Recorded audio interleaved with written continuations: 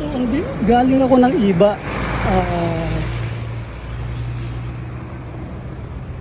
Pumunta ako dyan sa court. Tapos, dito na ako sa parting iba pa rin. Papunta na lang San Antonio. So, may nadaanan ako rito mga paninda. Tumali, pakwan, sibuyas na puti, sibuyas na dilaw, sibuyas na dilaw. Ito yung sibuyas na ng bigding, masarap yan.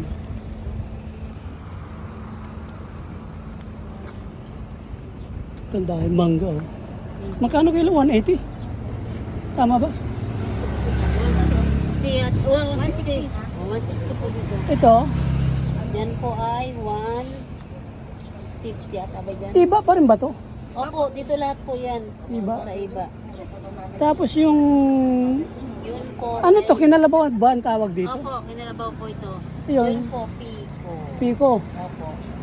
Kasi yung Pico sa San Antonio 120. Pero dito galing. Pero 130 ang sabi niya, no? Yung Pico. Dito po yung 20 na yan. Pareho lang sa San Antonio? Opo. Bago po yan. Ha? Mahal po kasi ang kumpura natin yan. Ang mahal na ba presyo nyo? So ito kay Mito. Magkano pa? 80 po. Hindi na sila fresh, ano? Hindi na. Akala ko pag norte mas mura kaysa dun sa San Antonio dahil alam ko nanggagaling to sa Kabanggan, marami eh. Dito lang po yun Doon kami namimili noon sa Kabanggan eh.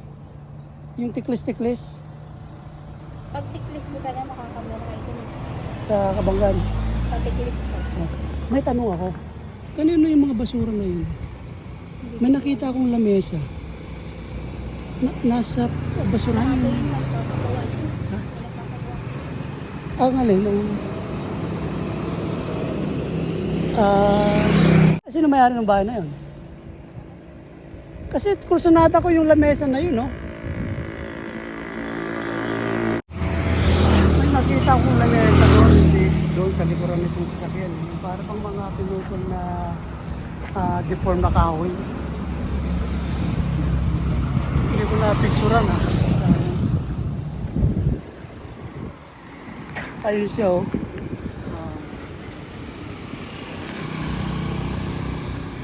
Ayan. 3,000 daw, hindi pa ayos. Uwi na nga ako.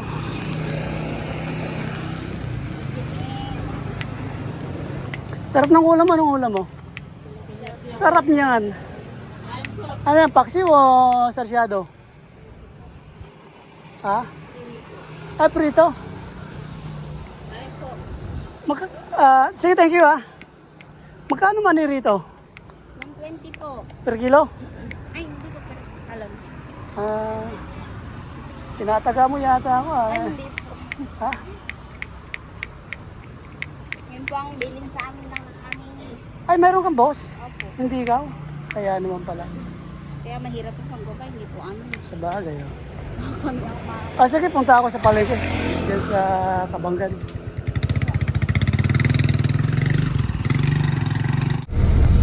Ito yung bayan ng Butolan. No? Ang ganda na ng ano nila. Lugar nila. Ito yung pinaka-downtown.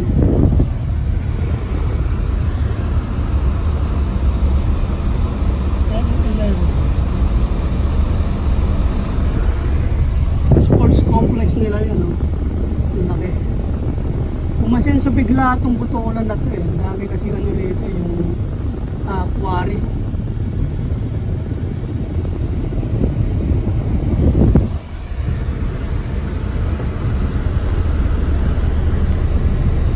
Pero yung palengke nila, yung parang luma. Pero yung mismong ano nila, I think public office. Maganda na siya eh. Talo pa ang San Antonio Zambales. Eh, laki ng pera ng San Antonio dati.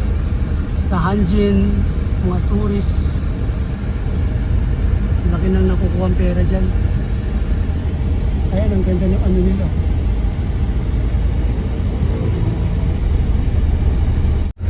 May school dito ng criminology. Ayan, mga naka-uniform sila.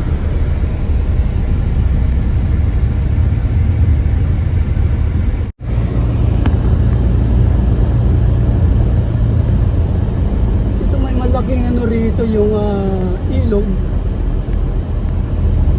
na kanilang ayan, ang daming barko dyan, no? Mga barko po yan na ano ba tawag doon? Yung namunga ng mga buhangin, dredging. Yan po. Kasi ang daming buhangin dito eh. Marami pong buhangin dito. Ang ganda dyan. Yan. Tingin ako ng tanim dito. May mga tanim akong gusto rito. Yung mga mangga. Golden mango yata o king mango. Kung mayroon sila. Tanong ko kung mayroon. Malalaki ang bunga na. Natikman ko sa ano. Nung nasa barko pa ako. Tignan ko nga yung tanim nila rito.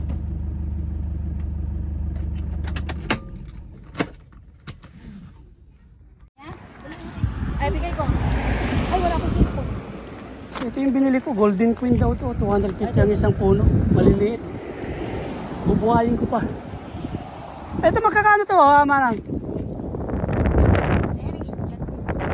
pinalabaw yan, sir. Ayun, siya. Ay, kinalabaw siya? Oo, pinalabaw.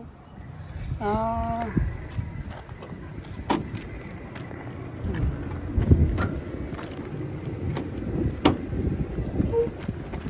Oo, sir. Kaya lang isa.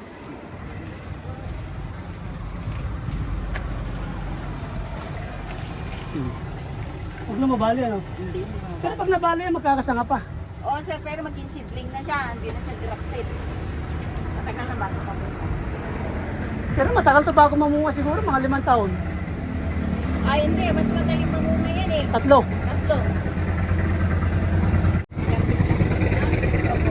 Ito yung matamis na kasampalok. Oo, sir. Pero malilit ang bunga.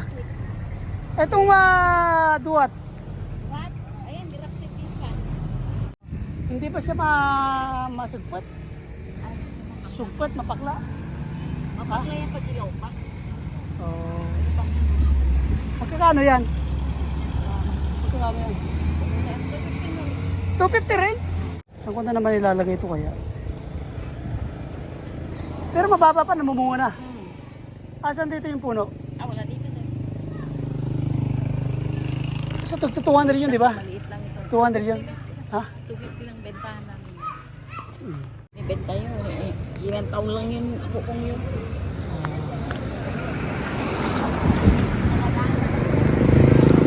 Ay, mga bus, Victory.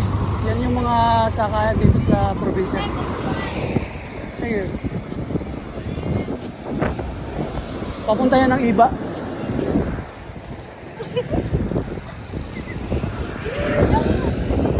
Tanong ako ng abuyo rito lang.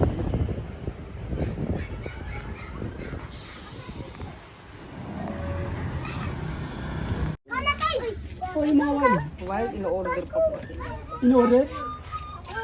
So wala kang alam na... Stock namin yung kasi mahirap po mag-ano nung pag nakahuli po kasi dyan benta ka agad. Mga baboy mo. Ay, pera na sir ang hunter sa amin. Ano nang pinagkakakitaan nyo ngayon, sir? Ano nang pinagkakakitaan nyo? Ayun lang sir, nag-city pa construction. Ay, construction na. Sayang, gusto ko ng labuyo eh. Alagaan ko. Sabi sir, pag labo kasi, pag nahuli mo kasi yun, hindi po kasi basta-basta nakakaalaga nun. Hindi? Hindi naman po gala ng manok na kumakain talaga ng pigeon saka yung ano pag nahuli mo. Oo. Saka wild talaga po. Kung ano-ano lang kinakain nyo eh. Sige pala. Sige. Kakatakot bumaba rito. Madilim. Diretso ka sa kalsada, tapos may dadaan na malaking bus. Yun, masagasaan ka na. So papasok na ako ng Kabanggan eh. Oh, may Amerikano pa rito. Amerikano yun ah. Yung nagbato ng, ewan ko ano yung ibinato niya.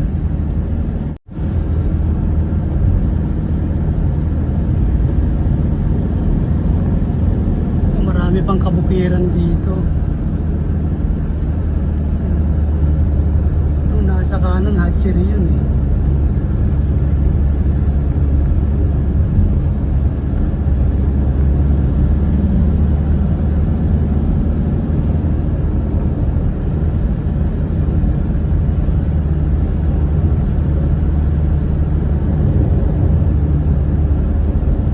Ganda, ang ganda rin. Maganda po rito at ano, yung mapuno. Marami pang mga puno. Green. Pero summer ngayon dito.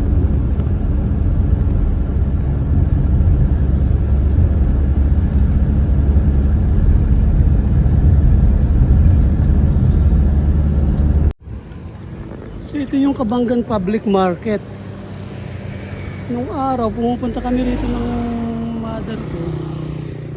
Parang ang hirap puntahan kasi malayo sa amin. Mamamasahe ka pa.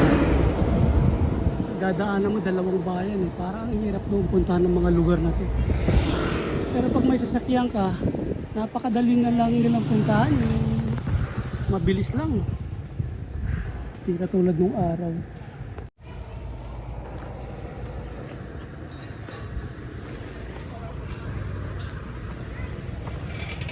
Saan po bilhin ng mangga rito? Sa palengke? Ba't doon wala sa highway? Wala akong nakita. Pamilihan pa rin po yun, nasa looban. Ah. 7-Eleven, nasa ng 7-Eleven dito? Ah, malayo ka?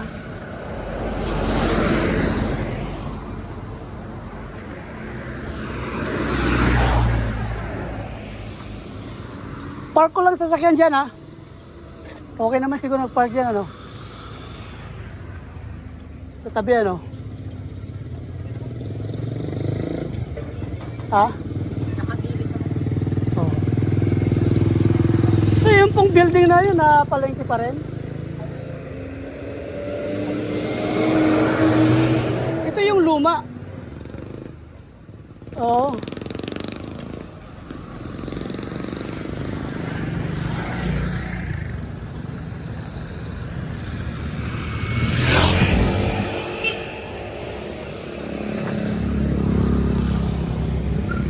So lumang palengke raw to, mayroon pa pala sa loob. Hindi siya masyadong pansin na may bago na rin pala silang palengke rito sa Kabanggan. Ay magtatanong ako ng mangga rito kasi doon sa San Antonio 120 yung kilo nung ano eh. Yung piko.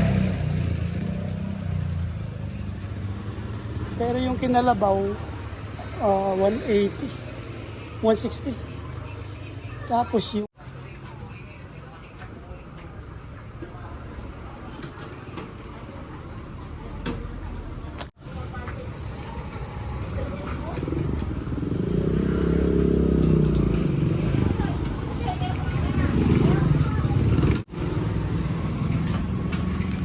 tatanong-tanong tayo ng mga presyo ng ano, mga bilihin.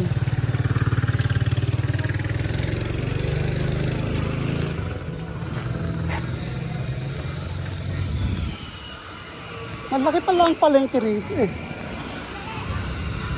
Ito pa oh, nasa likuran lang ng ano, lumang palengke.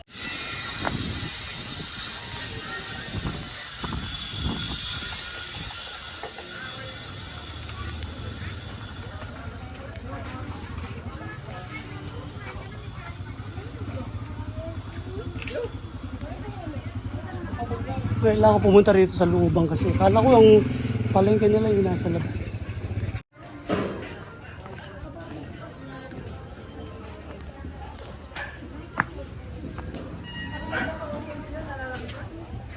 Saan bilihan ng mangga? Mangga. Yan po sa ano po. Dito? Bakit dito sa prutasan wala? Ay, yung bang prutasan talaga? Diyan, ano kaya po? Ay, sarado yata. Diyan lang. Oh. Meron po. Naalala ko ang Kabanggan nung araw. Pumunta ko rito, tiklis-tiklis. Saan nga nabibili yun noon? Dito rin, kaya lang wala pa kasi marami ngayon, sir. By March. March pa. So hindi pa sila hinog ngayon. Mayroon naman kaya yan. Mahal pa. Pero meron din po doon along the highway. Wala akong nakita. Ay, wala yung protocol doon. Sa may Methodist Church lang po. Pero dito yung prutasan. Sa kanila din yun. Ah, ganun ba? Kulang pa sa'yo? Ilang kulang?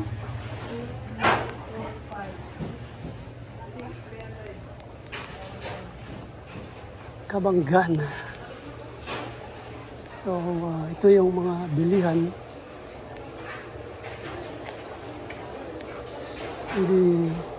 Hindi masyado marami. Yellow pin, Oh, hipon na maliliit, jumping.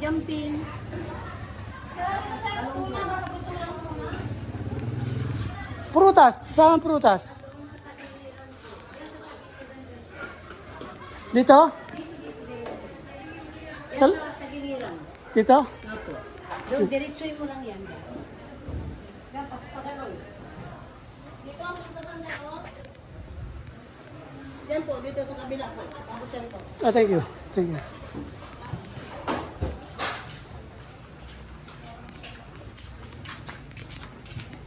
Oops. Asan ang prutas? Sarado po. Sarado sila. Hindi mo bubuksan? Doon po sila sa may tabing highway. Ah, yun nandoon? Opo, sila din po. Oh, okay. Hey there, sir. Hey, ka.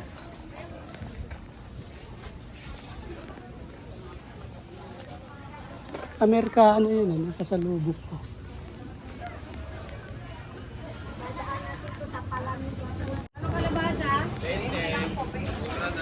Ikot-ikot lang.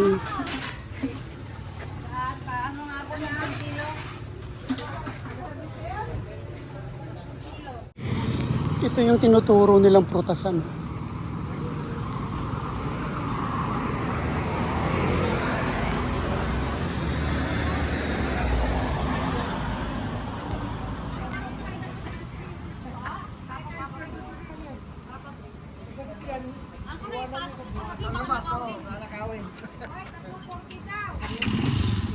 Alam mangga. Walang manggang maganda.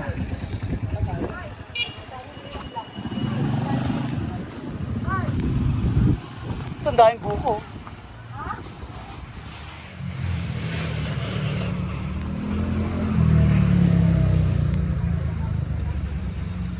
Magkano buko nyo?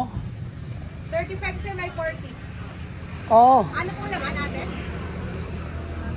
Ano po naman yung buko? Pang buko salad. Vegetables wala. Nagmahal na rin ang buko. Di ba 25 dati? Ano pa po yun? Panahon pa po yun naman. Ng pandemic? Before pandemic. Ay, ganun? Oh.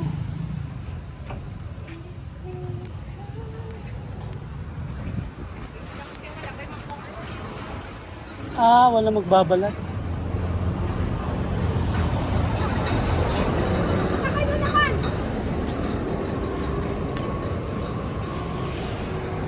Wala kayong mangga ngayon? Ayun na yun, wala nang iba? Wala nang iba? Ganyan